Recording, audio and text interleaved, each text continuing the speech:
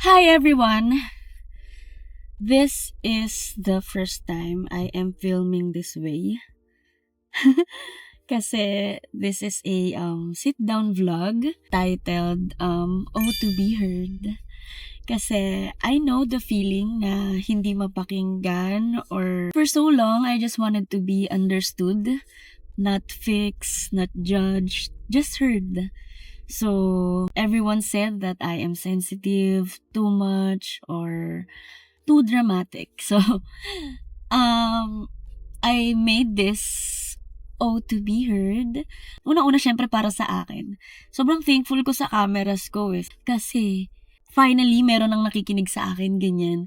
So yun, ayun yung reason bakit may Oh to be heard ngayon. Para sa mga tao na hindi napakinggan. So, this is for us. So, it's my birthday special. I am answering 28 questions para sa aking 28th birthday. Siyempre, titingin-tingin ako sa phone ko kasi nandun yung questions So, thank you in advance if i-watch mo all throughout. And thank you for being here. First question. Ako yung bata na sobrang soft. Sobrang soft, expressive sa feelings niya. Hindi siya natatakot mag-express ng nararamdaman niya, na sabihin yung tunay niyang feelings. Ako yung happiest whenever I'm with people. Na-enjoy ko yung company ng ibang tao. Di ako masyadong overthinker noon. I was vulnerable. And that time, hindi ko iniisip na bad thing yun. Bullying. And yung feeling na lagi akong nade-dismiss. Tingin ko nagsimula siya nung bata pa ako. Na kapag nakakagawa ako ng mga small mistakes, tapos I was just trying to explain myself, never akong napakinggan. Parang they already made up their mind about sa akin. Kahit anong sabihin ko, hindi mapapakinggan. That's when I started shrinking na rin. Kasi every time I express my feelings, hindi siya napapakinggan. So, yun. Most of all, yung emotions ko, yung sensitivity ko, yung vulnerability ko, I tried hiding it para lang ma-accept ng mga people around me. I thought na if I hide it, ma-accept na nila ako and hindi na nila ako i-judge or hindi na sila magsasabi ng mga bad things about me. So, I started hiding my emotions and my sensitivity. Honestly, a lot of people, my classmates, the people around me, kasi I was so open. So, every time I tried to express my feelings, I was labeled as drama, sensitive. So, I stopped. I stopped talking about what I feel. Sinisecret ko na lang yung totoong nararamdaman ko. If nasaktan nila ako, hinahayaan ko na lang ganyan. Sinashrug off ko na lang yung feeling. Hayaan ko na ganun. I used to feel guilty whenever I decide for myself. Every decisions I made, nagigilty ako. Kasi I know, marami akong masasaktan. Pero, I did everything I needed. It's not to hurt people. It's just for me to survive.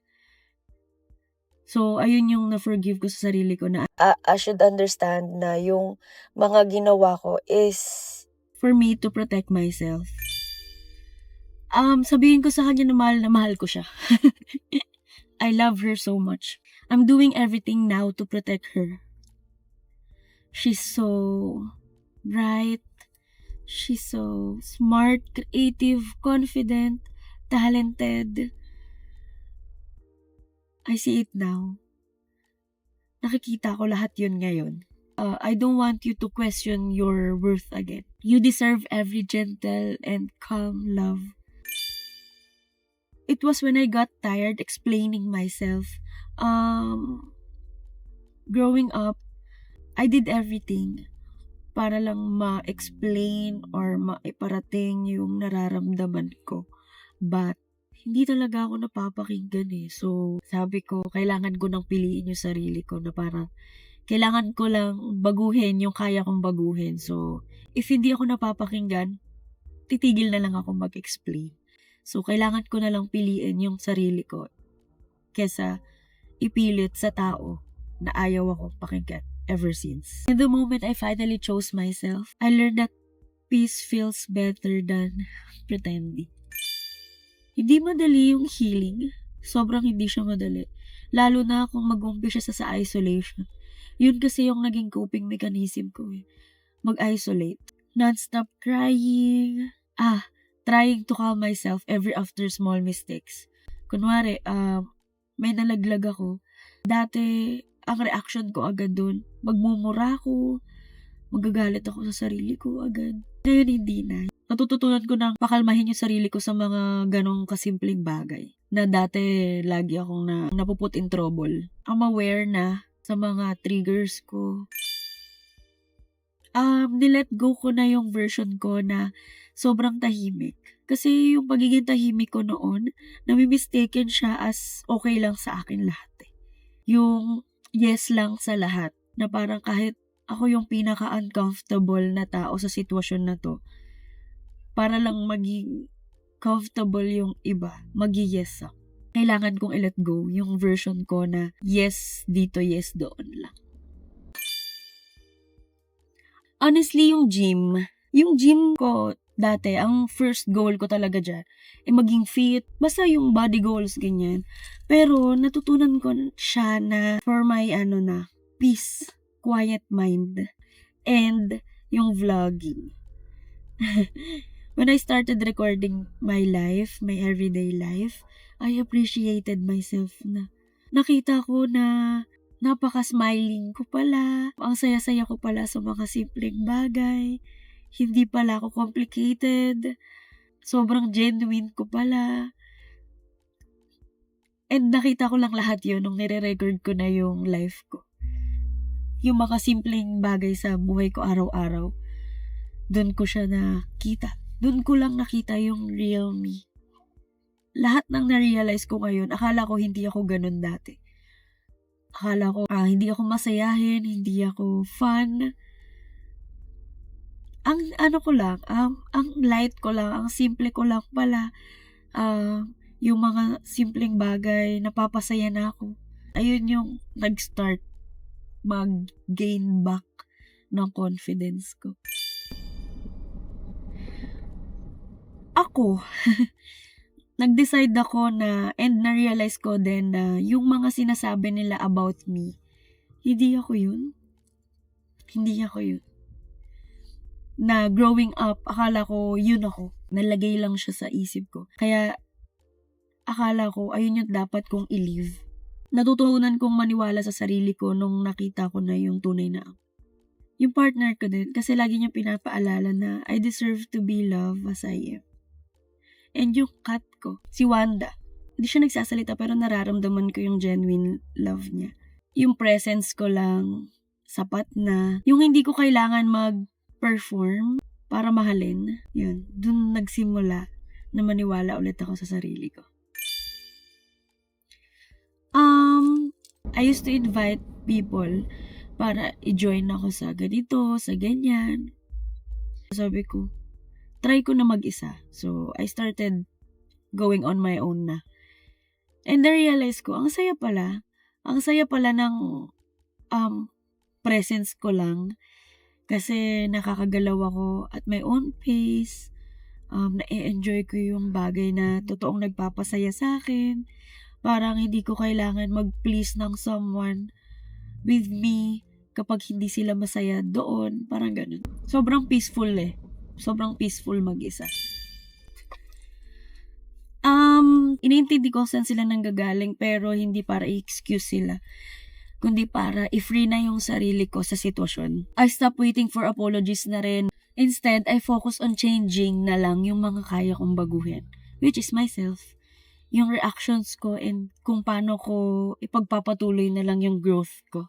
without waiting for people to say sorry or apologize. Kailangan ko na mag-move on quietly and just leave the pain. Lagi akong ina-underestimate. Lagi akong ginajudge. Lagi akong nasasabihan na weak. Those things used to break me. Pero, yun na din yung ginamit kong fire. Yun na din yung ginamit kong booster para gawin yung mga bagay na gusto ko talaga. Ayun na yung ginamit ko na gas. Yun yung ginamit kong gas para magpatuloy. Hindi ko na kinailangan ng validation ng iba. Yung pang-underestimate na ng mga tao sa akin. Ayun na yung naging reason kung bakit ako ganito ka-strong ngayon. Kung bakit hindi na ako naapektuhan ng kahit anong sabihin sa akin. Ayun na yung naging, hugot. Yan pala. #hugot. Ang peace sa akin now is yung slow mornings ko. Yung katahimikan. Yung morning walks ko. Yung morning walks ko kasi, ang naging reason talaga niyan is, dinadrown na ako ng kalungkutan eh. Tapos tinry kong maglakad ng umaga. Catch sunlight. Ayun yung peace sa akin ngayon.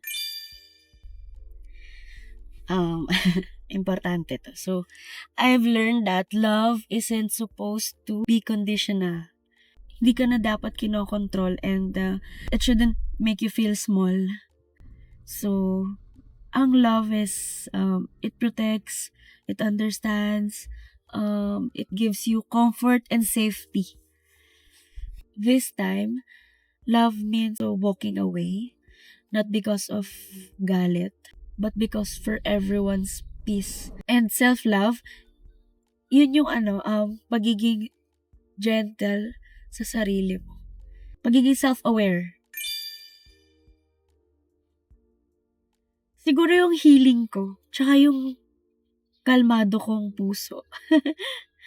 Yung soft, yung gentle changes, kung paano ko i-handle yung triggers ko. Alam ko na yung mga bagay na dapat gawin kapag meron ng trigger. Dati, nagre-react ako agad eh. Nagre-reflect na ako kung anong dapat kong gawin sa certain situation. I'm so proud kasi I'm at peace. Ang gentle ko na sa sarili ko. Iniintindi ko na yung mga bagay na hindi ko maintindihan sa sarili ko noon.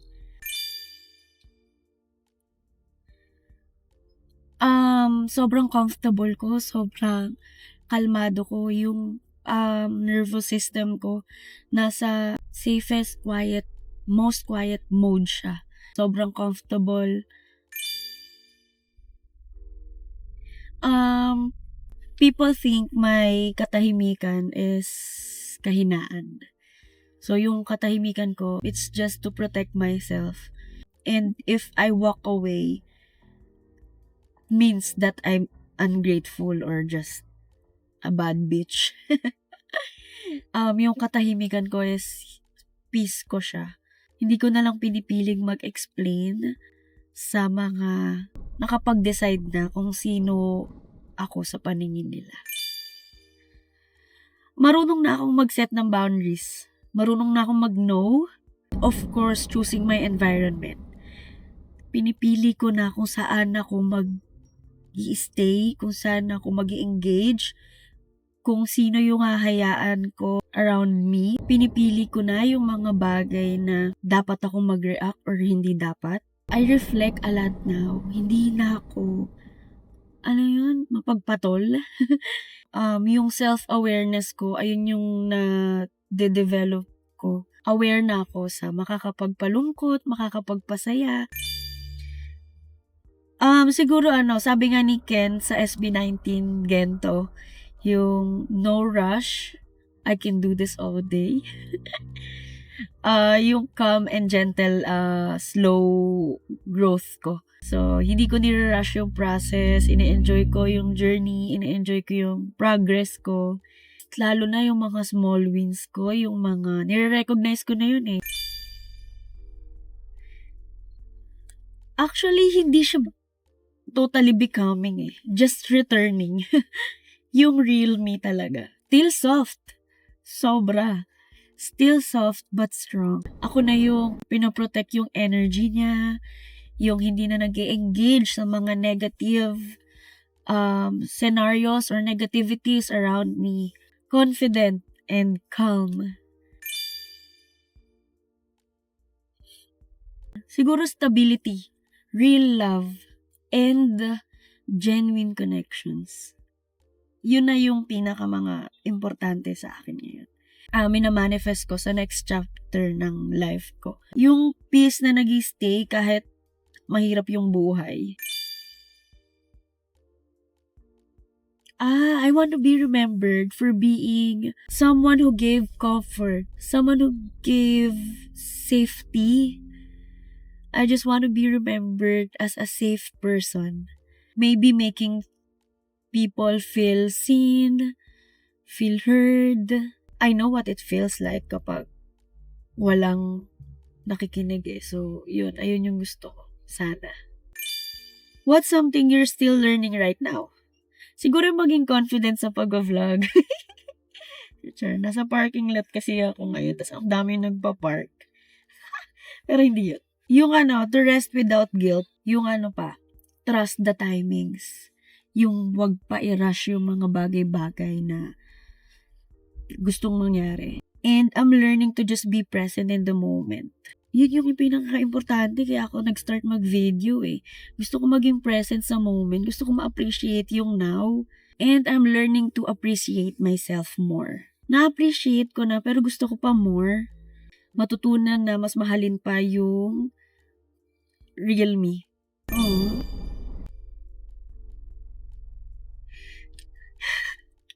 Siguro magiging proud siya. Emotional din syempre kasi finally feel seen na siya, protected na siya, and siguro maiiyak pa nga siya eh. Hindi dahil sa kalungkutan, siguro dahil proud siya na I finally became the person she always needed. So siguro magiging happy siya and magiging proud siya. And sasabihin niya, that's me. Ayun, siguro, ayun yung masasabi niya pag nakita niya ako ngayon.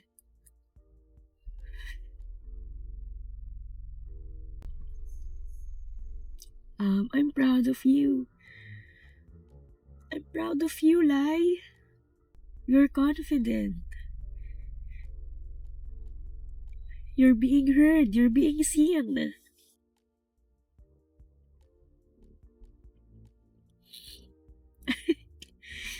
You're still talented.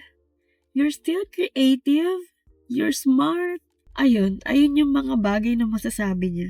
Kasi siya na yun ever since eh.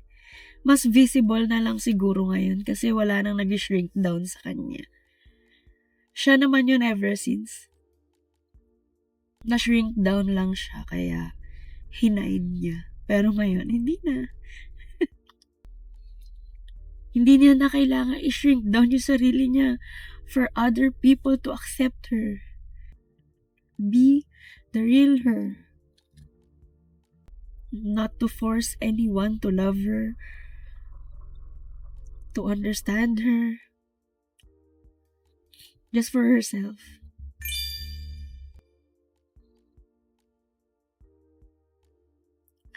Siguro yung birthday message ko para sa 28-year-old me, siguro, finally, you're doing it.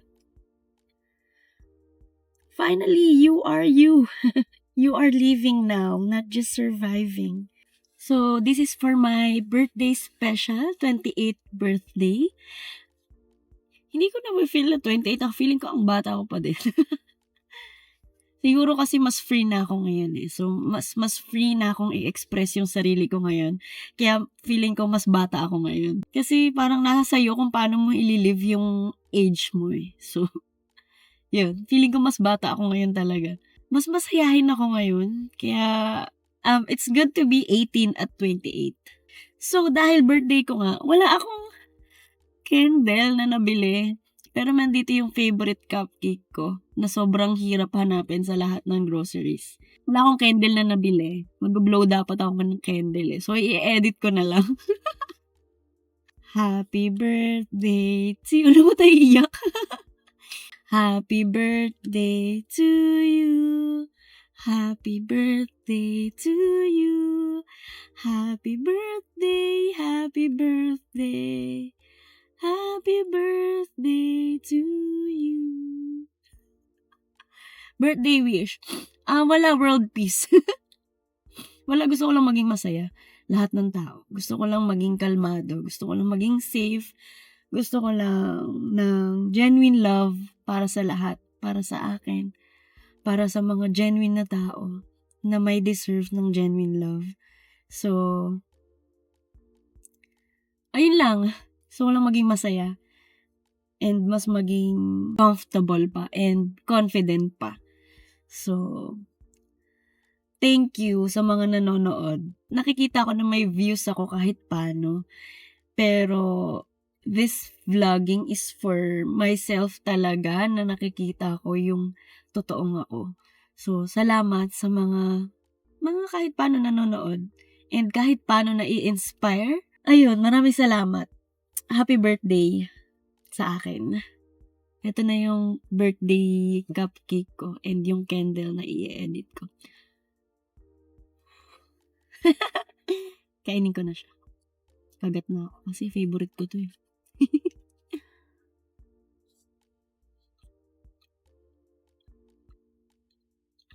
Thank you so much.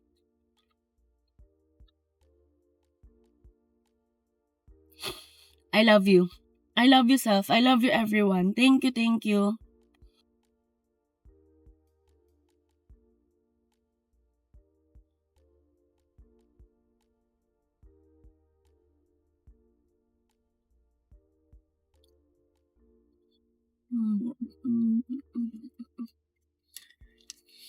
Wala pa ganito.